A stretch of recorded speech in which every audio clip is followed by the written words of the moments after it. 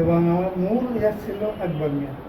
হ্যাঁ সেটাই তো, তার আদর্শ, তার এবং তার স্যারের কাছে আমি আকবর সে শুধু আমার চেয়ারম্যান সাথে সে যে শুধু পড়া চেয়ারম্যান না, না পরবর্তীতে আকবর মিয়া আমার হৃদয়ের একটা মানুষ হিসাবে পরিগণিত হয়েছে।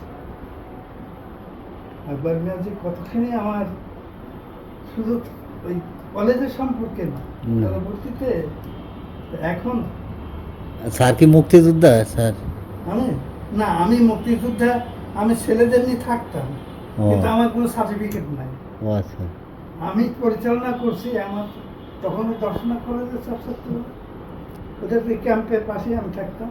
ওরা প্রত্যেক দিন তখন যুদ্ধ যেত, যখন আমার সঙ্গে দেখা করতো, আসার সময় দেখা করতো। আর আমার ওখানে প্রত্যেক দিন যুদ্ধ হতো। কোনজন স্যার?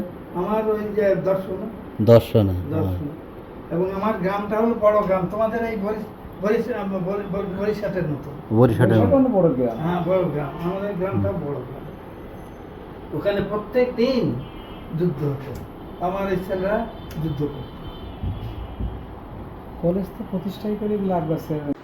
আমি আপনার স্টুডেন্ট, সবাই আপনার স্টুডেন্ট। বড় ভাই ছিল 97 97 বড় ভাই আমেরিকা আছে দীর্ঘদিন। বড় ভাই তোমরা কোন বছর? আমরা 2002 দুয়ে ভর্তি আর কি।